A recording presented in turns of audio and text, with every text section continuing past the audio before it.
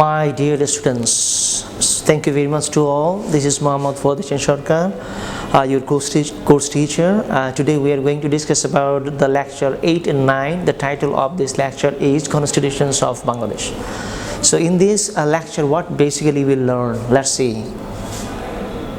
First of all, we have to conceptually analyze the definitions of the constitution, what actually it means. Then we have to know something about the typology of the constitutions. Then we will reveal about the essentials for making a good constitutions. Then we have to explore the historical background of Bangladesh constitutions. Then we'll identify some common features of the constitutions of Bangladesh, and we will examine some problems in the study of the constitutions of Bangladesh. Then we will investigate the key amendments of Bangladesh constitution. So before the starting of my lecture, first of all, I would like to ask you, have you any idea about the constitution, what actually it means? Have you any idea? You may think about.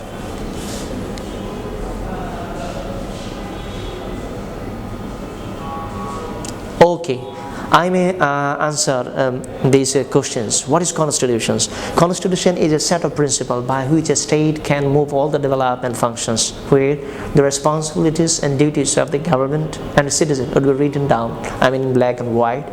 The set of principles which would be accepted by the country people and changeable according to the demand of the country people. That is called the constitution. So in that definitions, we may clarify, we may found 4 types of constitution. One is a written constitutions. Written constitution means the constitutions which principally is black and white. Written constitution is a constitution which one is written. That is called the written constitution, like the constitutions of Bangladesh. What is non-written constitution? Non-written constitution is a constitution which is not in written, not in black and white in our hand, but socially accepted. That is called the non-written constitution. What is flexible constitution? Flexible constitutions means the constitution which is easy to change without any terms of conditions. We may change in any time. That is called the non-flexible constitutions. Finally, I'm so sorry, I did a great mistake. Flexible constitution means the constitution which is easy to change without any drawbacks, without any terms of conditions. We may change. That is called the flexible constitutions. And I may mention what is non-flexible constitution. Non-flexible constitution means the constitutions which is not easy to change. Based on the terms of conditions, we may change. That is called the non-flexible constitutions, like the constitutions of Bangladesh. Why? The constitutions of Bangladesh is non-flexible because if you'd like to change any sort of things from our constitutions, you have to clarify what exactly you would like to change from our constitutions. Secondly, you have to ensure 2/3 majority in our assembly members. So without 2/3 majority of the assembly members, their consent, it is not possible to change the constitutions of Bangladesh. Then we have to send that amended things to the office of the president. If the president approved, then it would be amended. That means the constitutions of Bangladesh is not the flexible constitution, it is a rigid constitution. Except these 4 types of constitutions, we have another 2 constitution. One is evolved constitutions. Evolved means is what? Let's see the slide.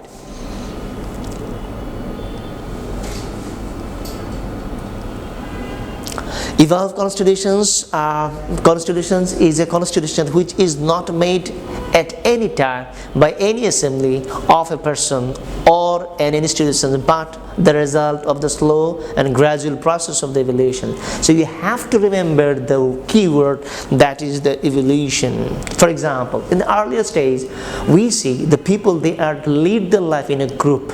The group leader decide who would be responsible for the cultivation of the land, who would be responsible for collections of the food, who would be responsible for the security, everything determined by the group leader. So from the primitive society, based on that particular concept, we developed the constitution. That constitution is a is an evolved constitutions.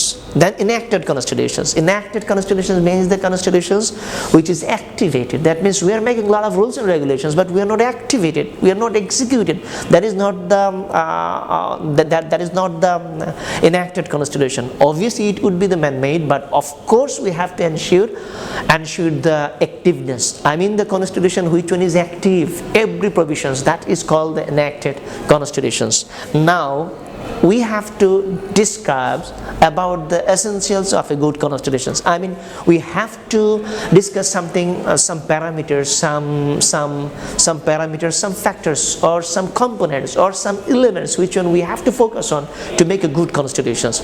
Needless to write a good constitutions for a state. If in future, if you are students of a department of CC, you are students of a department of software, you are students of department of textile, in future when we will establish in a particular organizations as a entrepreneur, that time you need a constitution. So how you will develop the constitutions? We are going to discuss these things just now. So to make a good constitution, first of all, which one you have to follow? Constitution should be written, because we know the behavior of the people. What actually we are telling just now, a few minutes later we will forget. That's why we need to ensure the written document. That should be the written. Then it should be flexible in any time according to the demand of the society. We may change. That should be the features of a good constitutions. A good constitutions always define the compositions and structure and functions of the government. We know government has three organs: legislature, executive, and judiciary. Every organs, how they will do their functions, composition, what would be, everything determined by the constitution. That is the good constitutions. The language of the constitution should be very easy and simple, so that every citizen of the state can understand. That constitution is a good constitution which will discuss about the fundamental principles of the state along with the fundamental rights of the citizen. As a citizen of the state, we have a lot of fundamental rights. For example, freedom of movement, freedom of speech, freedom of thinking, freedom of religion. These all are the fundamental principles of fundamental rights of us. So the constitution which one ensure that is the good constitution. That constitution is a good constitution which will ensure the fundamental principle. For example, in our constitution we have four fundamental principles. One is nationalism, democracy, socialism, and secularism. So in that sense, our constitution is a good constitution. We may also share that constitution is a good one which one always define about the local government system of a particular state. The constitution which one define that is a good constitution. That constitution is a good constitution which one decentralize the power, not accumulate the power by the one person, two person, which one decentralize the power. That is a good constitution. That constitution is a good one which one ensure the independence of a judiciary, because without independence of judiciary we never ensure the rule of law. So that constitution is a good constitution which will ensure the rule of law for every society. I mean, before the law we all are equal. That justifications need to ensure. So the constitution which will ensure all these so the features, that we may say that is a good constitution. And finally I may mention that constitution is a good one which one ensure how we may ensure a free, fair, and credible election. That is a good constitution. And finally, how we may amend the constitution which will explain, that is also the good constitutions. So I think you have gathered the knowledge about how we can make a good constitutions.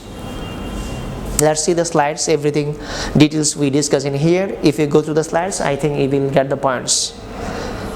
Now we have to talk about the historical background of Bangladesh constitutions. Basically, the constitutions which we had, it was basically developed in 1972 on 4th November. Earlier, how it was developed, we need to know its grounds. Firstly, 1972 on 23rd March, President issued a particular assembly order. So based on this order, 10th April 1972, the Constitutional Assembly session was held. On that day, we formed a particular committee, draft committee, 11th April 1972. So consisting of 34 members, there was one female person whose name was Razia Banu, and Dr. Kamal Hussain was the chairperson of that particular committee. This committee, after making the constitutions, they submitted their draft constitution to the assembly on 12th October 1972. After that, within 3 sessions, it was discussed by the assembly member. First session was started from 19th October to 30th October. Third session was 31st to 3rd November, and the last one was the 4th November. So during these 3 particular sessions, they found 65 problems, and finally, through the amending, the Constitution of Bangladesh was adopted on 4th November 1972, and finally it was activated on 1972 on 16th December, including 153 articles, 11 chapters and 4 schedules. But at the present day, in our constitutions, we have 7 schedules. So let's see, as earlier I mentioned that we have 153 articles and 11 chapters. Let's see, first one, the Republic. Basically, Republic, we are just focusing on the article number 1 to 7, fundamental principles of the state from article number 8 to 25, then fundamental rights of the citizen, article number 26 to 47, the executive, prime minister and cabinet, article number 48 to 64, and legislature and the financial procedure, article number 65 to 93, judiciary organs, judiciary organs was a description in our constitutions from the article number 94 to 117, elections 118 to 126, comptroller auditor general 127 to 132, service of Bangladesh 133 to 141, then emergency provisions 141, then amendment of the constitutions 142, and finally miscellaneous from article number 143 to 153. Okay, now I have to discuss about the common features of Bangladesh constitutions. Let's see, it is a rigid constitutions. Why it is a rigid constitutions? Earlier I told you that if you would like to change any sort of things from our constitutions, we need to ensure 2/3 majority of the assembly members. I mean, without consent of the assembly members, it is not possible to change any sort of things from our constitution. That's why it is a rigid constitution. So let's see the second point, that is the written constitutions. Written constitutions, why we'd like to say this constitution we adopted on 4th November 1972, including 153 articles, 4 schedules and 11 chapters. So it is a written document. Then you see the preamble. Preamble means is what? Preamble, I mean, before the starting any particular task, we have to describe as the guiding start of the constitutions. I mean, what with the legal grounds and what with the moral grounds, both one we have to include in the name of the preamble. Then the supremacy of the constitutions. The constitution's supremacy has been ensured in the constitutions of Bangladesh by the article number 7, where we empower the citizen of the state. Then unitary government system, article 1, we say it is a People's Republic of Bangladesh. That means people will be the all in all. What the people feel, based on the people's choice, we have to run the functions of the state. But sometimes we saw that people's choice, people's reflection is not affected in the process. So that is the big questions for us. That is the big question for the good governance. That is the big question for the rule of law. Then Unicameral Legislature, article number 65, define about the Unicameral Legislature of Bangladesh. We have only one house. The house name is House of the Nations. I mean Jatiyo সংসদ. We have another features of Bangladesh Constitution is fundamental principles of the state, which are described by the article number 8. Earlier I told that we have 4 particular principles. One is nationalism, then democracy, then socialism, and finally secularism. Then fundamental rights, the part 3 describe about the fundamental rights. Earlier I mentioned, so I will not discuss in details. And parliamentary form of government. Parliamentary, at the present day, we practice the Westminster type parliamentary form of government, where parliament is all in all. Parliament would be all in all. Parliament make the decisions, everything for the betterment of the state. But very unfortunate that those who are going to the parliament, sometimes we saw that they are not properly working for the people.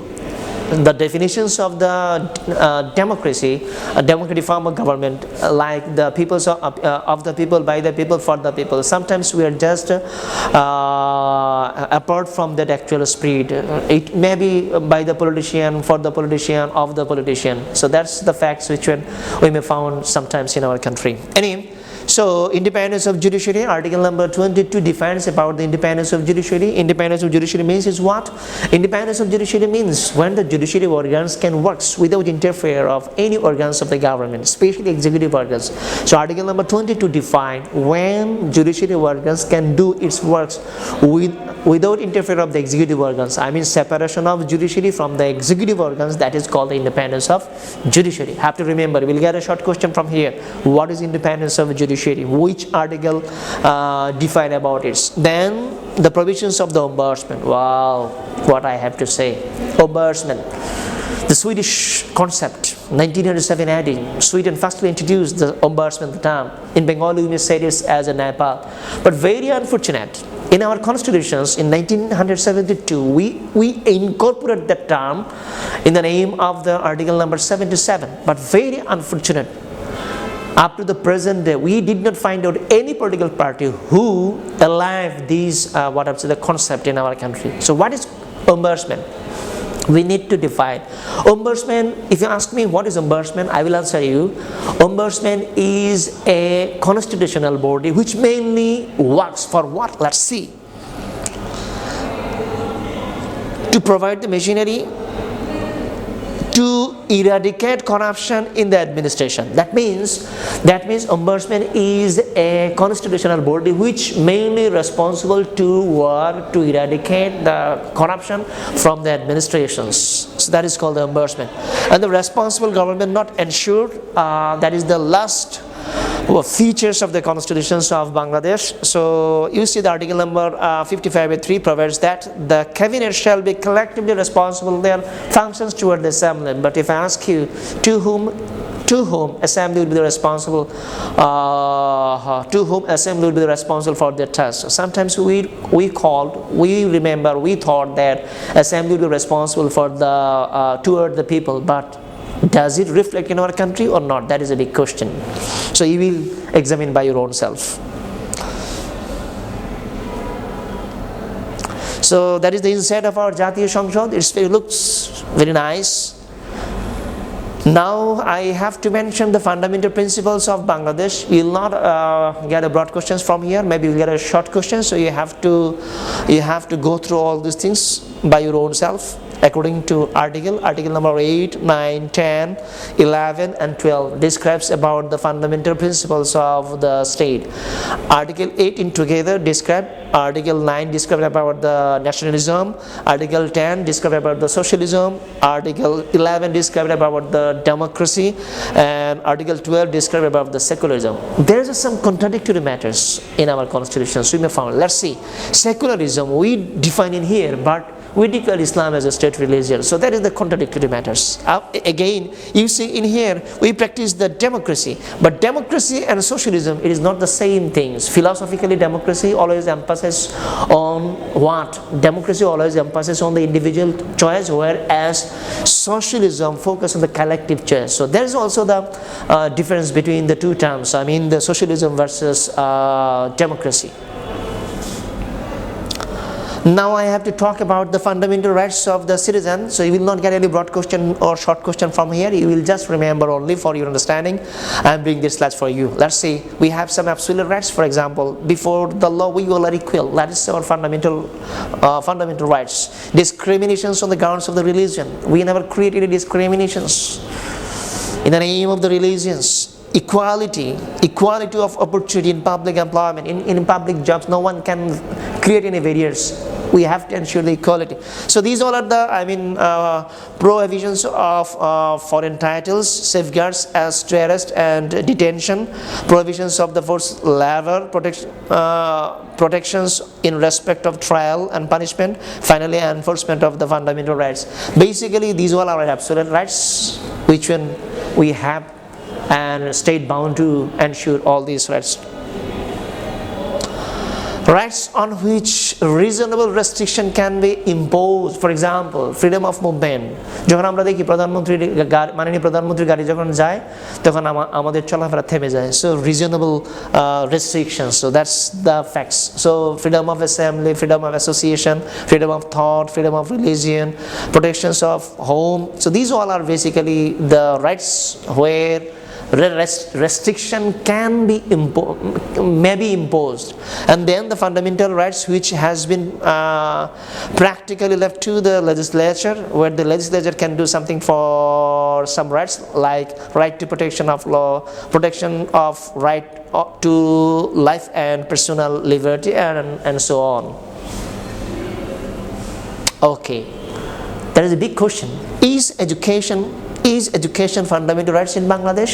The plain answer is no, because in our fundamental principles we never define about that particular answer. We said educations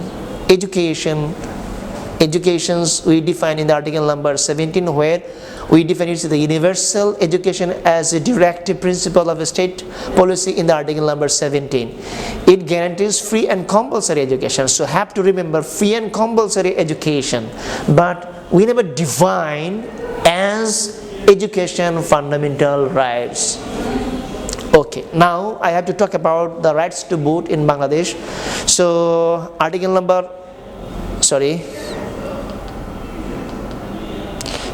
article number 122 define about the voting rights of the citizen of the state. Those who have age 18 or more than 18, they have the scope, they have the ability to give the vote to choice a particular person, to select a particular person who would be responsible to make the law for the betterment of the state.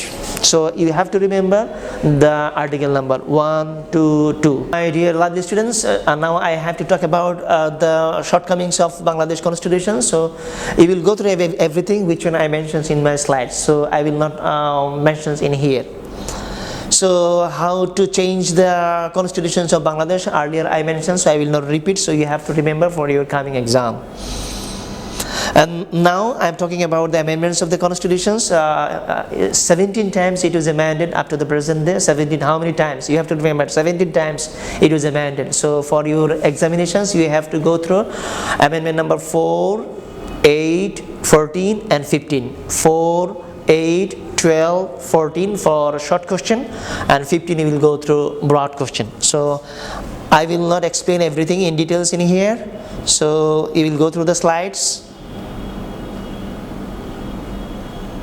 You will get a broad question from here, the features of the 15th amendment, you will get a broad question. So you will go through all these things. Basically you see there is a couple of things. We have to abolish the through the amendment, 15th amendment, the government of Bangladesh abolished the caretaker government. So who would be responsible to elections, incumbent cabinet, the running cabinet. We incorporate Bismillah, we declare Islam as a state religion. We retain the Bismillah Rahman Rahim, but we remove the absolute trust and faith in Almighty Allah. Then we revival the article number 12. We allowing the religion-based politics. Those were the indigenous peoples. We call them as ethnic minorities. And then those are the people of Bangladesh. We have to call them as a Bengali, and nationality should be Bangladeshi. We incorporate. We inserted article number 7A, 7B after article number 7. The basic provisions of the constitutions are not amendable. We said within 90 days we have to conduct the elections after the dissolve of the parliament. The women reserve seat we increased from 45 to 50, and supreme command of the defense shall vest in the president. I will go through everything. So these all are the chapter related questions. So you will prepare yourself. If you have any questions, any query, you will ask me in the face-to-face class. So these all are the references. So thank you very much to all. I hope so that you will enjoy.